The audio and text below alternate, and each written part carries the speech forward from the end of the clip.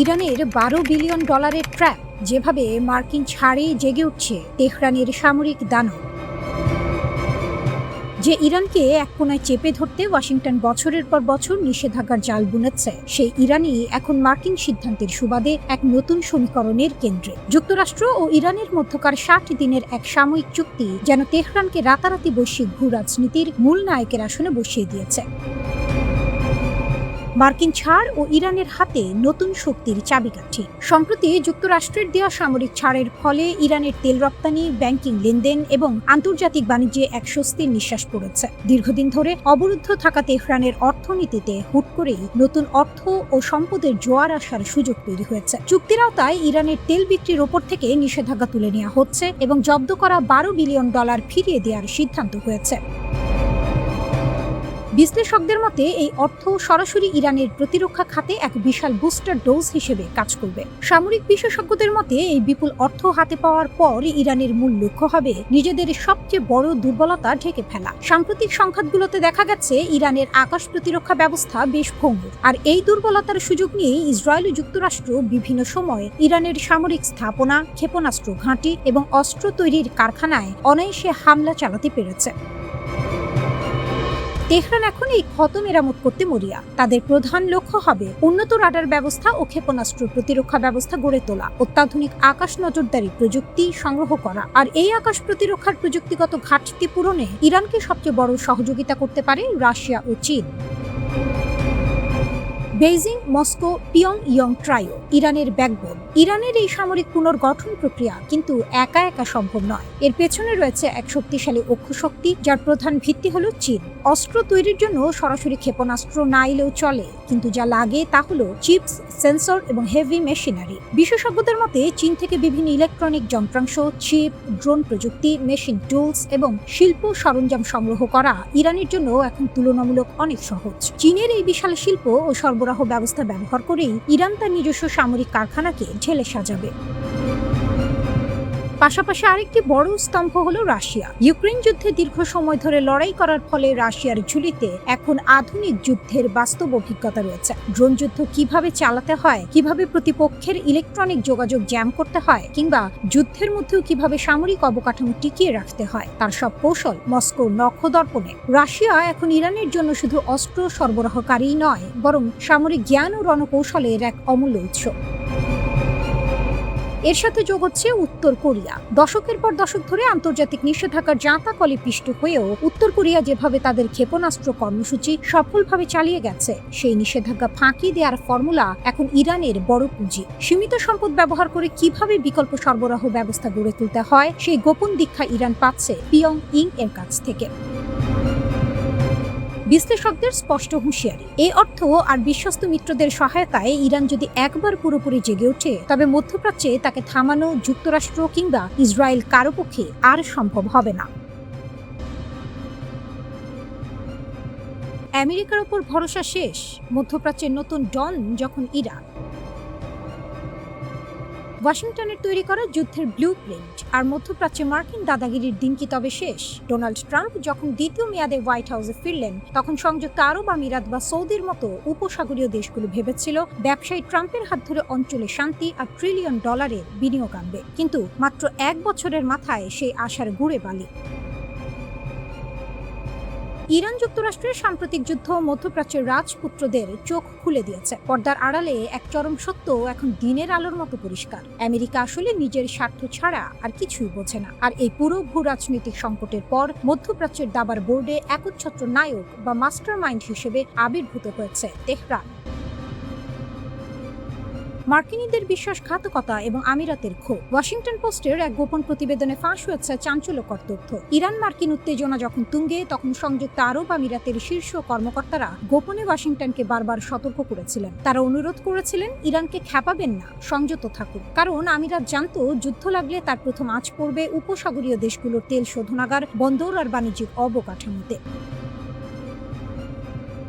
কিন্তু ট্রাম্প প্রশাসন সেই আরব বন্ধুদের পাত্তাই দেয়নি। ফলাফল, যুদ্ধের সময় হাজার হাজার ইরানি ড্রোন আর মিসাইল তাক করা হয়েছিল আরব অঞ্চলের কৌশলগত জ্বালানি কেন্দ্রগুলোর দিকে। যদিও আমিরাত আমেরিকার পেট্রিয়ট আর থার্ড মিসাইল ডিফেন্স দিয়ে নিজেদের রক্ষা করেছে, কিন্তু আবুধাবি বুঝে গেছে সংকটের সময় আমেরিকার উপর অন্ধ নির্ভরতা আসলে নিজেদের দাসত্ব ছাড়া আর কিছুই নয়। দুবাইয়ের বিজনেস কমিউনিটি থেকে শুরু করে ধনকুবের খালাফ আলা হাবতুরের মতো প্রভাবশালী ব্যক্তিরা এখন প্রকাশ্যে মার্কিন এই আগ্রাসী নীতির নিন্দা করছেন।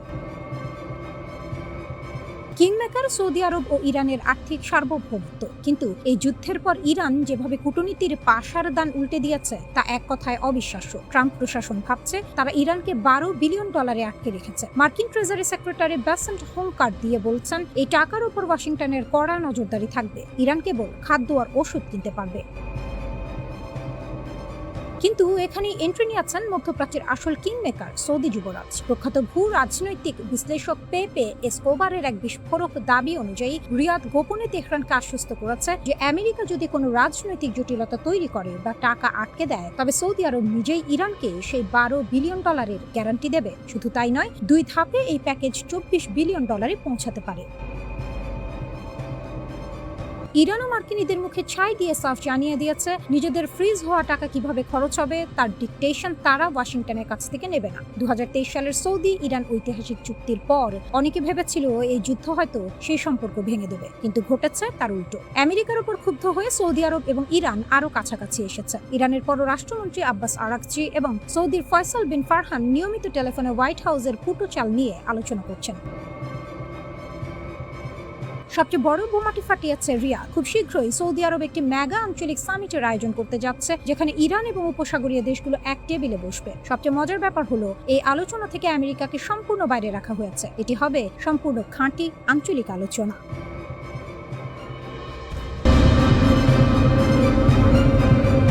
আমেরিকার নতুন চাপ নাকি নেতানিয়াহুর পতন? মধ্যপ্রাচ্যের খেলায় এবারও আসল বিজয়ী ইরান। মধ্যপ্রাচ্যের এক অবিশ্বাস্য পট পরিবর্তন, যে ইরানকে ধ্বংস করতে, যাদের শাসন ব্যবস্থা উপড়ে ফেলতে ইসরায়েলি প্রধানমন্ত্রী বেনিয়ামিন নেতানিয়াহু কয়েক দশক ধরে ওয়াশিংটনের কান ভারী করেছেন, আজ সেই ইরানই বুক ফুলিয়ে নায়কের আসনে। গত ফেব্রুয়ারি থেকে শুরু হওয়া ইরান যুক্তরাষ্ট্রের রক্তক্ষয়ী যুদ্ধ থামিয়ে ওয়াশিংটন যখন তেহরানের সাথে অন্তর্বর্তীকালীন সমঝোতা চুক্তি স্বাক্ষর করল, তখন এক লহমায় বদলে গেল পুরো ভূ রাজনীতি। আর এই সমঝোতার সবচেয়ে বড় বলি হলেন খোদ নেতানিয়াহু। তিনি শুধু ইরানের বিরুদ্ধে যুদ্ধেই হারেননি, ডোনাল্ড ট্রাম্পের মতো পরম বন্ধুকেও হারিয়ে আজ আন্তর্জাতিকভাবে চরম একা। আমেরিকান হুইসপারার যখন ওয়াশিংটনের বোঝা।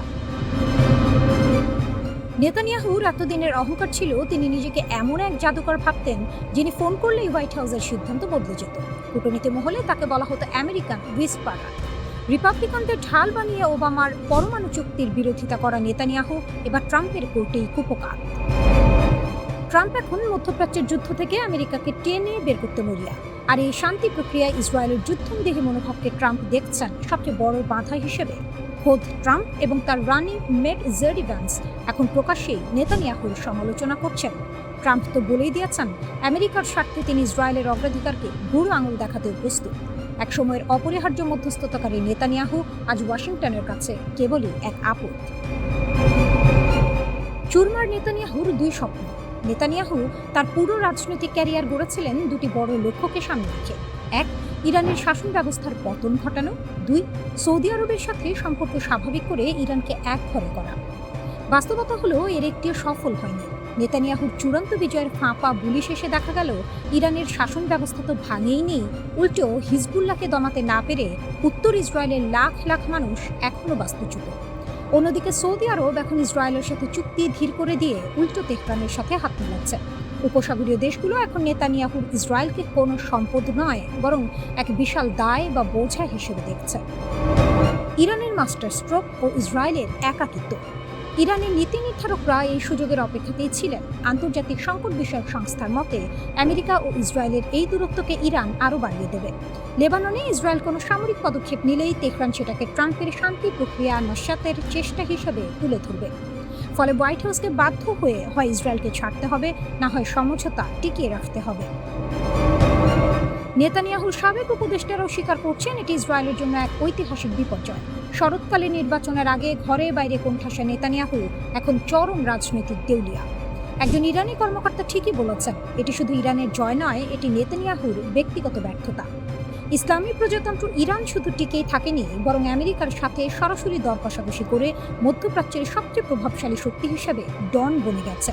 আর ওয়াশিংটনের প্রেসক্রিপশনে চলা নেতানিয়াহু এখন নিজের তৈরি করা ফাঁদেই বন্দী।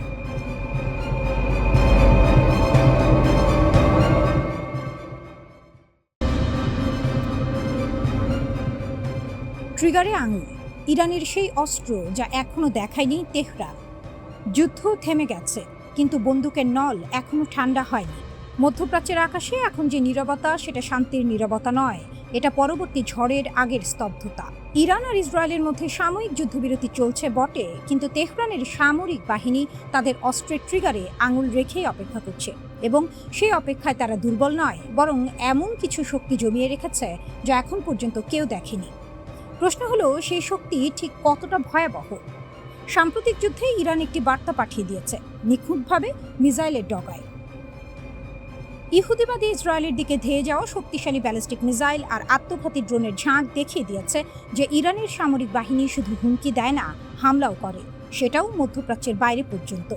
ভারত মহাসাগরে ব্রিটিশ আমেরিকান সামরিক ঘাঁটিতে নির্ভুল ক্ষেপণাস্ত্র হামলা চালিয়ে তেহরান প্রমাণ করেছে দূরত্ব এখন আর কোনো ঢাল নয়। ইরান চাইলে হাজার হাজার কিলোমিটার দূরে গিয়েও প্রতিপক্ষের বুকে আঘাত করতে পারে। কিন্তু এটা যদি হয় শুধু তাদের দেখানো শক্তি, তাহলে না দেখানো শক্তিটা কেমন? ইরানের সশস্ত্র বাহিনীর ব্রিগেডিয়ার জেনারেল আহমদ রেজা পুরোদস্তান সম্প্রতি এমন একটি কথা বলেছেন যা গোটা মধ্যপ্রাচ্যের কান খাড়া করে দিয়েছে। তার ভাষায়, আমরা আমাদের সামরিক সক্ষমতার উল্লেখযোগ্য অংশ এখন পর্যন্ত যুদ্ধের ময়দানে ব্যবহার করিনি। এই একটি বাক্যই যথেষ্ট। একটি দেশ যদি এতটুকু শক্তি দেখে ইসরায়েলকে কোণঠাসা করে ফেলে আর তারপর বলে এটা তার পূর্ণ শক্তিও না, তাহলে বিষয়টা শুধু কৌশলগত বিবৃতি নয়, এটি একটি সতর্কবার্তা। ইরানের রাষ্ট্রীয় সম্প্রচার মাধ্যম প্রেস টিভিও নিশ্চিত করেছে, মধ্যপ্রাচ্যের সীমানার বাইরেও নির্ভুলভাবে হামলা চালানোর সক্ষমতা আছে তেহরানের। এমন অস্ত্র আছে যার কথা এখনো প্রকাশ্যে আসেনি। আইসিবিএম সেই ভয়ের নাম। ইসরায়েলের প্রধানমন্ত্রী বেনিয়ামিন নেতানিয়াহু বারবার দাবি করে আসছেন, ইরান আন্তঃমহাদেশীয় ব্যালিস্টিক মিসাইল বা আইসিবিএম তৈরির পথে অনেক দূর এগিয়ে গেছে।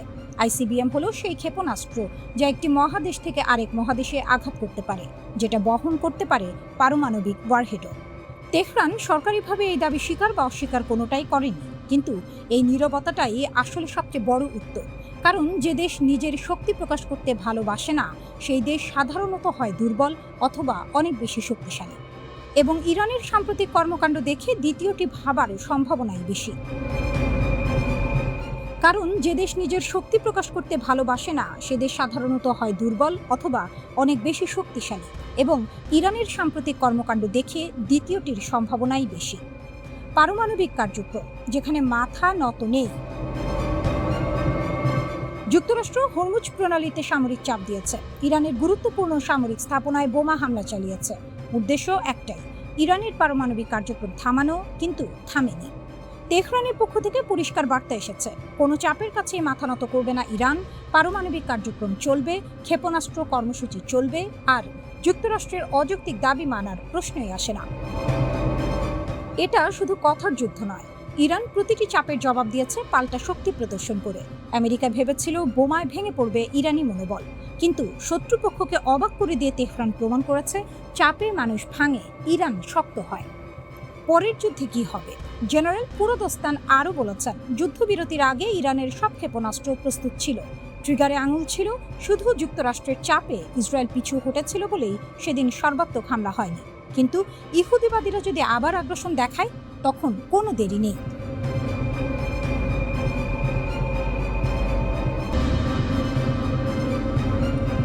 ফেব্রুয়ারি 2026, নিউ ইয়র্কে ইসরায়েলের শীর্ষ ইহুদি সংগঠনগুলোর বার্ষিক সম্মেলন। মঞ্চে উঠলেন ইসরায়েলের সাবেক প্রধানমন্ত্রী নাফতালি বেনেট। বক্তৃতা দিতে দিতে হঠাৎ বললেন 4টি শব্দ, তুর্কি ইজ দ্য নিউ ইরান। হলঘরে করতালি, কিন্তু আঙ্কারায় সেই 4টি শব্দ পৌঁছালো বজ্রপাতের মতো। ইরানের বিরুদ্ধে যুদ্ধ তখনও শেষ হয়নি, কিন্তু ইসরায়েলের কৌশলবিদরা ইতিমধ্যে পরের অধ্যায় লিখতে বসে গেছেন, এবং সেই অধ্যায়ের কেন্দ্রে যে নামটি বারবার আসছে সেটি তুরস্ক। ইরানের পর তুরস্ক, এটা কি সত্যিই সম্ভব? মার্চ 2026, ইরান যুদ্ধ তখন তুঙ্গে। ওয়াল স্ট্রিট জার্নালে আমেরিকান সাংবাদিক ব্র্যাডলি মার্টিন লিখলেন একটি নিবন্ধ শিরোনাম, তুরস্ককে ঠেকানো এখন জরুরি। তিনি যুক্তরাষ্ট্র ও ইসরায়েলকে সরাসরি আহ্বান জানালেন তুরস্ককে ঘিরে ধরতে। একই সময়ে আমেরিকান এন্টারপ্রাইজ ইনস্টিটিউটের সিনিয়র ফেলো এবং সাবেক পেন্টাগন কর্মকর্তা মাইকেল রুবিন সরাসরি তুর্কি ভাষায় টুইট করলেন, 2036 সালে আঙ্কারা কি 2026 সালের তেহরানের মতো হবে? তারপর একটা নিবন্ধ লিখলেন, F-16 ধ্বংস করো, ইসরায়েল তুরস্কে প্রি-এম্পটিভ স্ট্রাইক চালাতে পারে। এটা আরেকজন বিশ্লেষকের মতামত নয়, একটার পর একটা কণ্ঠ, একটার পর একটা প্রতিষ্ঠান, সবাই একই দিকে আঙুল তুলছে। তুরস্ক কেন হঠাৎ এত বড় হুমকি? ভূ রাজনৈতিক বিশ্লেষক মাহমুদ আল্লুস এই প্রশ্নের উত্তরে 3টি কারণ চিহ্নিত করেছেন। 2011 সালের পর মধ্যপ্রাচ্যে ক্ষমতার পুনর্বিন্যাস হয়েছে। সেই শূন্যতায় তুরস্ক যে গতিতে আঞ্চলিক প্রভাব বিস্তার করছে, সিরিয়া, লিবিয়া, সোমালিয়া, কাতার, সেটা ইসরায়েলকে সরাসরি কৌশলগত চ্যালেঞ্জে ফেলছে। পূর্ব ভূমধ্যসাগর, এই জলপথ এখন দুটো প্রতিযোগী স্বপ্নের যুদ্ধ দেশ। তুরস্ক মনে করে ইসরায়েল গ্রিস ও দক্ষিণ সাইপ্রাসকে সাথে নিয়ে তুর্কি প্রভাব ঠেকানোর জোট বানাচ্ছে। এই জলসীমায় গ্যাস, বাণিজ্য পথ এবং সামরিক অবস্থান সবই বাজিতে। সিরিয়া, যেখানে দুই প্রতিদ্বন্দ্বী মুখোমুখি। মাহমুদ আল্লুস বলছেন, তুরস্ক ও ইসরায়েলের আসল লড়াই এখন সিরিয়ার মাটিতে। তুরস্কের কাছে সিরিয়া শুধু একটি প্রতিবেশী দেশ নয়, এটি ঐতিহাসিক, সাংস্কৃতিক, ধর্মীয় এবং ভৌগোলিক সংযোগের এক জটিল জাল। সিরিয়ার ভবিষ্যৎ রচনায় আঙ্কারার প্রভাব স্বাভাবিকভাবেই গভীর। ইসরায়েলের লক্ষ্য সীমিত, শুধু নিরাপত্তা। হিজবুল্লাহ দুর্বল থাকুক, ইরানের করিডোর বন্ধ থাকুক, সীমান্ত শান্ত থাকুক। কিন্তু সিরিয়ায় তুর্কি সৌদি সহযোগিতা বাড়ছে, নতুন বাণিজ্য পথ তৈরি হচ্ছে তুরস্ক থেকে সিরিয়া ও জর্ডান হয়ে উপসাগরীয় দেশগুলো পর্যন্ত। এরদোয়ানের তুরস্ক কিন্তু শুধু বক্তৃতা দিচ্ছে না, গত 2 দশকে তুরস্ক তার প্রতিরক্ষা শিল্পকে আমূল বদলে দিয়েছে।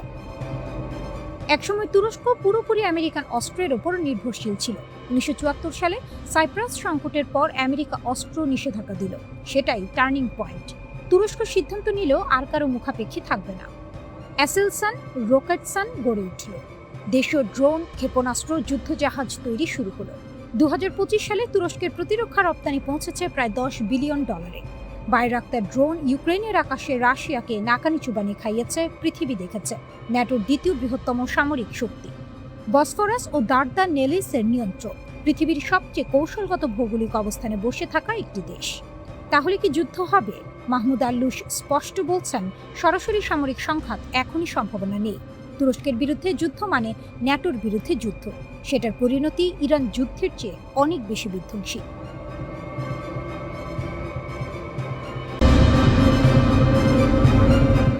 ইরান অস্ত্র নামায়নি কেন? সীমান্তে ভারী অস্ত্র, সেনাবাহিনীর রণসজ্জা আর তেহরানের গলায় একটাই বার্তা, আমরা প্রস্তুত। যুদ্ধ থেমেছে কাগজে কলমে, কিন্তু ইরানের ট্যাঙ্ক থামেনি, মিসাইল ব্যাটারি সরেনি। সীমান্তে নিরাপত্তা বাড়ছে, কমছে না। কেন? কারণ ইরান জানে, ইতিহাসে যারা আগে অস্ত্র নামিয়ে রেখেছে তারাই পরে চুক্তির টেবিলে দুর্বল হয়ে বসেছে। আর দুর্বলের কথা কেউ শোনে না, না তেহরানে না ওয়াশিংটনে। মধ্যপ্রাচ্যের রাজনীতিতে একটা পুরনো সত্য আছে, কূটনীতি তখনই কাজ করে যখন পেছনে শক্তি থাকে। ইরান ঠিক সেই খেলাটাই খেলছে। যুদ্ধবিরতি চলছে, যুক্তরাষ্ট্রের সঙ্গে আলোচনা চলছে, কিন্তু একই সময়ে ইরানের সেনাবাহিনী ঘোষণা দিয়েছে যে কোনো মুহূর্তে পরিস্থিতি বদলে গেলে তারা সর্বশক্তি নিয়ে মাঠে নামবে। চুক্তি লঙ্ঘন হলে, যুদ্ধবিরতি ভাঙলে জবাব আসবে, তাৎক্ষণিক, কঠোর, কোনো দ্বিধা ছাড়াই।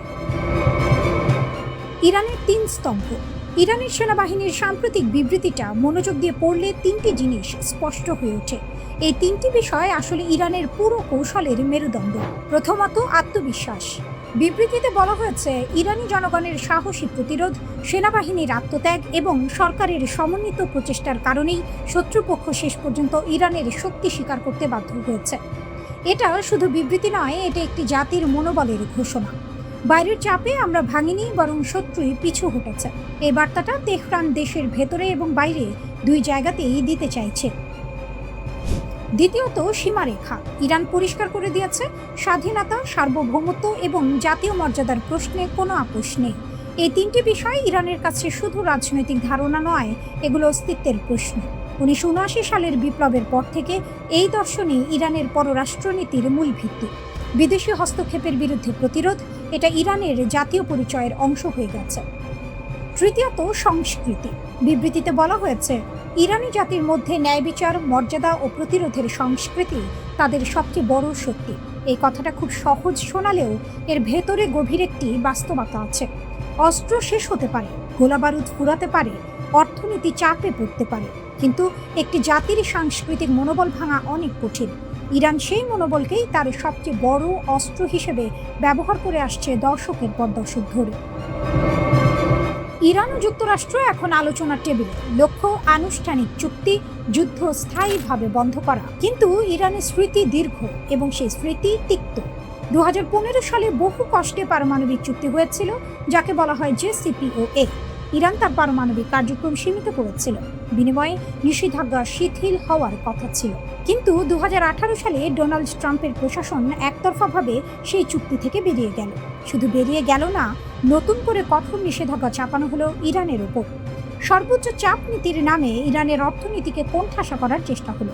সেই অভিজ্ঞতার পর ইরান কি চোখ বন্ধ করে বিশ্বাস করবে? না, এটাই স্বাভাবিক। কোনো দেশে একবার প্রতারিত হওয়ার পর দ্বিতীয়বার নিরাপত্তার গ্যারান্টি ছাড়া এগোয় না। তাই কূটনীতি চলুক, কিন্তু সেনাবাহিনী প্রস্তুত থাকুক। কলম চলুক, কিন্তু কামান ঢাকা থাকুক না। এটাই তেহরানের নীতি, এটাই তেহরানের বেঁচে থাকার কৌশল। এটাই স্বাভাবিক। কোনো দেশে একবার প্রতারিত হওয়ার পর দ্বিতীয়বার নিরাপত্তার গ্যারান্টি ছাড়া এগোয় না। তাই কূটনীতি চলুক, কিন্তু সেনাবাহিনী প্রস্তুত থাকুক। কলম চলুক, কিন্তু কামান ঢাকা না থাকুক। এটাই তেহরানের নীতি, এটাই তেহরানের বেঁচে থাকার কৌশল।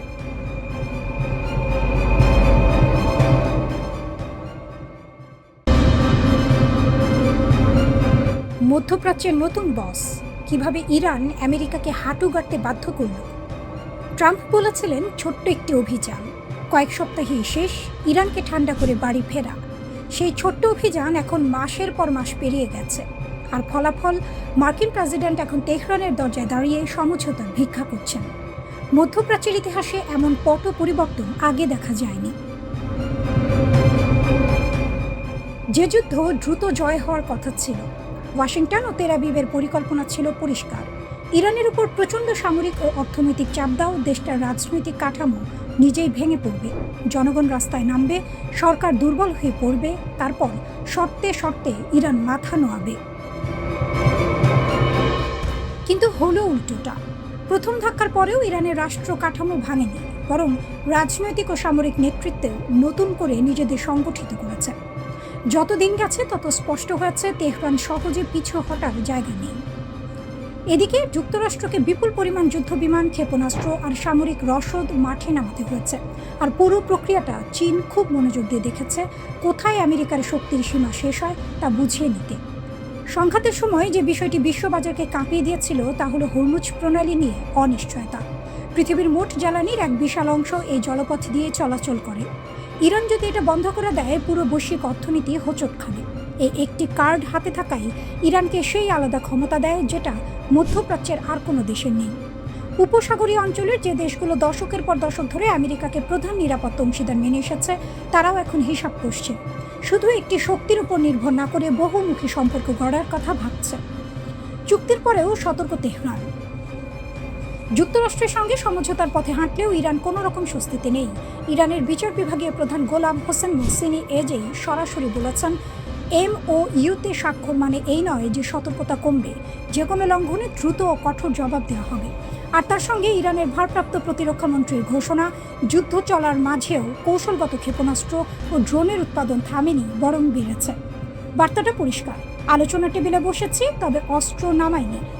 সুপার পাওয়ার শব্দটা কোথা থেকে এলো? লেবাননের পার্লামেন্ট সদস্য হাসান ইজ্জেদ্দিন, যিনি হিজবুল্লাহর সংসদীয় জোটের জ্যেষ্ঠ সদস্য, সরাসরি বললেন ইরান এখন মধ্যপ্রাচ্যের একটি বড় আঞ্চলিক সুপার পাওয়ার। কথাটা শুনলে অতিরঞ্জিত মনে হতে পারে, কিন্তু তথ্য দেখুন। ইরানকে মার্কিন প্রভাবের সামনে নত যেন করা যায়নি, ইসলামী শাসন ব্যবস্থা দুর্বল করা যায়নি, ক্ষেপণাস্ত্র সক্ষমতা ধ্বংস করা যায়নি। যুদ্ধবিরতির আলোচনায় ইরান কেন্দ্রীয় পক্ষ হিসেবে নিজেকে প্রতিষ্ঠিত করেছে। বহু বছর ধরে সুপার পাওয়ার শব্দটা মধ্যপ্রাচ্য আলোচনায় আসত যুক্তরাষ্ট্র, ইসরায়েল, সৌদি আরব বা তুরস্ককে নিয়ে। এখন সেই তালিকায় ইরানের নাম যোগ হচ্ছে, শত্রুপক্ষের মুখ থেকে স্বীকৃতি না হলেও বাস্তবতার নিরিখে। এরপর কি? ইসরায়েল এখনো মেনে নেয়নি। নেতানিয়াহু বলেছেন সংগ্রাম চলবে। ইরান ইস্যুতে তেল আবিবের বেশিরভাগ স্বার্থ এখনো অপূর্ণ। ফলে প্রশ্ন হচ্ছে, ইসরায়েল কি এবার একাই ইরানের বিরুদ্ধে যুদ্ধে নামবে? আর যদি নামে, মার্কিন ছাতা ছাড়া সেই যুদ্ধের পরিণতি কি হবে? 60 দিনের এই আলোচনার মেয়াদ শেষ হলে মধ্যপ্রাচ্য কোন দিকে যাবে, সেটাই এখন সবচেয়ে বড় প্রশ্ন। ইতিহাস বলছে, ইরান ও যুক্তরাষ্ট্রের মধ্যে অবিশ্বাসের জায়গা নতুন নয়।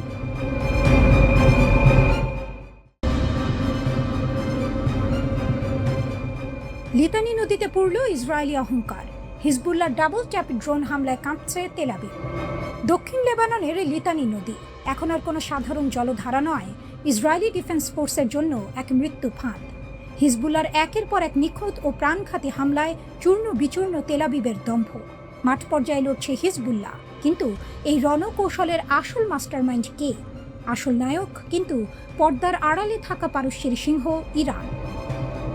তেহরানের দেওয়া অত্যাধুনিক ড্রোন আর নিখুঁত যুদ্ধ কৌশলের সামনে লেবাননের মাটিতে কচু কাটা হচ্ছে নেতানিয়াহুর এলিট ফোর্সের সেনারা। রুটিন মুভমেন্ট ভেবে এগিয়ে যাচ্ছিল ইসরায়েলি কমান্ড টিম দক্ষিণ লেবাননের লিতানি নদীর কাছাকাছি এলাকা। ঘড়িতে তখন বিকেল ঠিক 5টা। 36তম ডিভিশনের ডেপুটি কমান্ডার স্বয়ং লিড করছিলেন এই ফরওয়ার্ড টিমকে। সাথে ছিল এক ঝাঁক উচ্চপদস্থ সেনা কর্মকর্তা। কিন্তু তারা জানতো না, হিজবুল্লাহর যোদ্ধারা আগে থেকেই পেতে রেখেছে এক ভয়ঙ্কর মরণ ফাঁদ। হঠাৎ এক বিকট বিস্ফোরণ, কেঁপে উঠল পুরো উপত্যকা। ঘটনাস্থলে খতম ইসরায়েলি 36তম ডিভিশন হেডকোয়ার্টারের combat soldier master sergeant Alexander Filen. বয়স মাত্র 29, বাড়ি হাইফায়। শুধু একজন নিহত হওয়ায় শেষ নয়, বিস্ফোরণের তীব্রতায় গুরুতর জখম হলেন 36তম ডিভিশনের ডেপুটি কমান্ডার কর্নেল পদমর্যাদার এক শীর্ষ কর্মকর্তা। আহত হলেন 556তম ট্রান্সপোর্ট রেজিমেন্টের ব্যাটালিয়ন কমান্ডার লেফটেন্যান্ট কর্নেল পদমর্যাদার আরেক অফিসার। এক আঘাতে ধূলিসাৎ আইডিএফ এর পুরো কমান্ড চেইন। এই ধাক্কা সামলানোর আগেই আইডিএফ এর জন্য নেমে এলো আরও এক দুঃস্বপ্ন। কফর তেপনিট গ্রামের কাছে তখন সকাল 6টা। একটি ইসরায়েলি ট্যাঙ্ক পজিশনকে লক্ষ্য করে ধেয়ে এলো হিজবুল্লাহর একটি এফপিভি কামিকাজে ড্রোন। নিখুঁত নিশানা, বিকট বিস্ফোরণ। স্প্লিন্টারের আঘাতের সাথে সাথে ঝাঁঝরা হয়ে গেল 4 ইসরায়েলি সেনা। এরপর শুরু হলো হিজবুল্লাহর ডাবল ট্যাপ রণকৌশল। আহত সেনাদের উদ্ধার করতে যখনই একটি ইসরায়েলি ইভাকুয়েশন যান বা অ্যাম্বুলেন্স সেখানে এসে পৌঁছালো, আকাশ থেকে বাজ পাখির মতো ছেঁকে ধরল হিজবুল্লাহর দ্বিতীয় ড্রোনটি। উদ্ধারকারী গাড়ির ওপর সরাসরি আছড়ে পড়ল সেটি। আহতদের বাঁচাতে এসে নিজেই ধ্বংসস্তূপে পরিণত হলো আইডিএফ এর গাড়ি। মারাত্মকভাবে আহত হলেন আরও এক সেনা। রক্তাক্ত 5 সেনাকে হেলিকপ্টারে করে উড়িয়ে নিয়ে যাওয়া হলো ইসরায়েলের হাসপাতালে। একেই বলে রণক্ষেত্রের চূড়ান্ত অপমান। এত কিছুর পরও ইসরায়েল ভাবছে আলোচনা টেবিলে হিজবুল্লাহকে নিরস্ত্র করা যাবে। হিজবুল্লাহ নেতৃত্ব স্পষ্ট জানিয়ে দিয়েছে, কোনো শর্তহীন আত্মসমর্পণ নয়।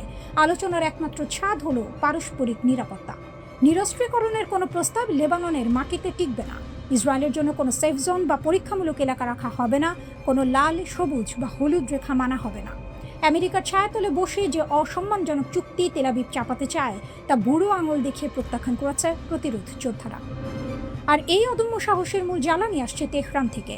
ইরান শুধু বন্ধু নয়, ইরান এই যুদ্ধের আসল রূপকার। পশ্চিমাদের শত নিষেধাজ্ঞা আর মার্কিন রণতরীর হুমকিকে তুড়ি মেরে উড়িয়ে ইরান তার সর্বোচ্চ প্রযুক্তি পৌঁছে দিয়েছে লেবাননের ফ্রন্ট লাইনে। বেইজিং আর মস্কোর সাথে ভূ রাজনৈতিক ভারসাম্য রক্ষা করে ইরান আজ মধ্যপ্রাচ্যের একক চালিকা শক্তি।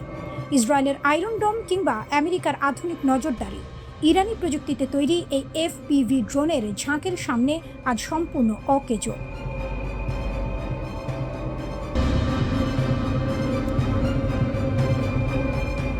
ট্রাম্প চেয়েছিলেন আত্মসমর্পণ, পেলেন পরাজয়। ইতিহাসের সবচেয়ে শক্তিশালী সামরিক জোট, একদিকে যুক্তরাষ্ট্র, ইসরায়েল আর উপসাগরীয় দেশগুলো, অন্যদিকে একা ইরান। হিসাবটা সহজ ছিল, আঘাত করো ভেঙে পড়বে, চাপ দাও মাথা নোয়াবে। ডোনাল্ড ট্রাম্প নিজে দাবি করেছিলেন নিঃশর্ত আত্মসমর্পণ। ইরান আত্মসমর্পণ করেনি। যুদ্ধ শেষ হয়েছে, হিসাব মেলানোর সময় এসেছে। আর সেই হিসাবে একটাই সত্য বেরিয়ে আসছে, বিশ্বের সবচেয়ে শক্তিশালী জোট সামরিকভাবে দুর্বল একটি দেশের কাছে তাদের লক্ষ্য অর্জনে ব্যর্থ হয়েছে। পরিকল্পনাটা কি ছিল? দ্রুত আঘাত, চূড়ান্ত আঘাত। ইরানের ভেতর যে বিভাজন আছে, যে অর্থনৈতিক চাপ আছে, তা কাজে লাগাও। শাসন ব্যবস্থা নিজেই ধসে পড়বে, তেহরান হাঁটু গেড়ে বসবে। কিন্তু ঘটল উল্টো। প্রথম আঘাত সামলে নিল ইরান, তারপর পুনর্গঠিত হলো, তারপর পাল্টা আঘাত হানল, এবং সেই পাল্টা আঘাত এতটাই কার্যকর ছিল যে আক্রমণকারীরা থমকে গেল। রুশ সংবাদ মাধ্যম আরটিতে প্রকাশিত বিশ্লেষণে রাশিয়া ইন গ্লোবাল অ্যাফেয়ার্সের প্রধান সম্পাদক ফাইদর লুকিয়ানভ এটাকে বললেন অপ্রতিসম পাল্টা আক্রমণ। নতুন যুগের সবচেয়ে বড় বৈশিষ্ট্য, দুর্বল পক্ষ শক্তিশালী পক্ষের সমকক্ষ না হয়েও তাকে থামিয়ে দিতে পারে। 4টি চাল, 4টি মাস্টার স্ট্রোক। ইরান ঠিক কিভাবে এটা করল? প্রথম চাল, হরমুজ। বছরের পর বছর হুমকি দিয়েছে ইরান হরমুজ বন্ধ করবে, কেউ বিশ্বাস করেনি, এবার করল। বিশ্বের তেল সরবরাহের 30% গলা চেপে ধরল তেহরান। পুরো বিশ্বের অর্থনীতি কাঁপতে শুরু করলো। এটা একটি বোমার চেয়ে বেশি কার্যকর অস্ত্র হয়ে উঠল। দ্বিতীয় চাল, সহযোগীদের সম্পদে আঘাত। শুধু মার্কিন লক্ষ্যবস্তু নয়, ইরান আঘাত করলেও যুক্তরাষ্ট্রের মিত্রদের সম্পদে। মানে বার্তাটা স্পষ্ট হলো, আমেরিকার পাশে থাকলে তুমিও নিরাপদ নও। জোটের ভেতরে চাপ তৈরি হলো। তৃতীয় চাল, সীমিত অস্ত্রের সর্বোচ্চ ব্যবহার। ইরানের অস্ত্র ভাণ্ডারে যুক্তরাষ্ট্রের ধারে কাছেও নয়, কিন্তু যা আছে তা দিয়ে শত্রুর যথেষ্ট ক্ষতি করার সক্ষমতা দেখালো ইরান। পরিমাণ নয়, কার্যকারিতাই এখানে মাপকাঠি। চতুর্থ চাল, ক্ষতি সহ্য করার ক্ষমতা। এটাই হয়তো সবচেয়ে বড় অস্ত্র। ইরান মার খেলেও কিন্তু ভাঙল না। আর যুক্তরাষ্ট্র, দীর্ঘযুদ্ধের ধকল সহ্য করার রাজনৈতিক ইচ্ছা তাদের ছিল না, শক্তিশালীর দুর্বলতা। এই যুদ্ধ একটি বড় সত্য উন্মোচন করেছে, শক্তিশালী পক্ষেরও সীমাবদ্ধতা আছে। যুক্তরাষ্ট্রের কাছে পৃথিবীর সেরা সামরিক বাহিনী আছে, কিন্তু সেই বাহিনী ব্যবহার করার রাজনৈতিক মূল্য আছে। ভেতরে ভেতরে জনমত আছে, কংগ্রেস আছে, মিত্রদের চাপ আছে। ট্রাম্প যুদ্ধ শুরু করেছিলেন দ্রুত জয়ের আশায়। দীর্ঘযুদ্ধে আটকে যাওয়ার ভয় তার ছিল, এবং ইরান ঠিক সেই দুর্বলতাটাকে কাজে লাগালো। দ্রুত ভাঙল না, দীর্ঘ টানে ধরে রইল, আর ট্রাম্পের রাজনৈতিক হিসাব ওলটপালট হয়ে গেল। লুকিয়ানভের বিশ্লেষণ বলছে, ট্রাম্প এখন আরেকটি পূর্ণাঙ্গ সামরিক সংঘাতে জড়াতে গভীরভাবে অনিচ্ছুক। কারণ ইরানের বিরুদ্ধে যে যুদ্ধ শুরু করেছিলেন তার একটি উদ্দেশ্যও পূরণ হয়নি। এটাকে বলে পরাজয়। যুদ্ধের আগে যা ছিল, যুদ্ধের পরেও তাই আছে। ইরানের পারমাণবিক প্রশ্ন ঝুলছে, হরমুজ আবার খুলবে, কিন্তু কোন শর্তে সেটা এখনো অস্পষ্ট। দুই পক্ষ দুই রকম ব্যাখ্যা দিচ্ছে। বাগাড়ম্বর সরালে ছবিটা পরিষ্কার। যুক্তরাষ্ট্র ইসরায়েল যা চেয়েছিল পায়নি। পারস্য কূটনীতির ইতিহাস বলে, আলোচনার টেবিলে ইরান দৃঢ় থাকে, ধৈর্য ধরে থাকে, মানে খেলা শেষ হয়নি। কিন্তু এই রাউন্ডে কে এগিয়ে সেটা বলার জন্য বিশেষজ্ঞ হওয়া লাগে না।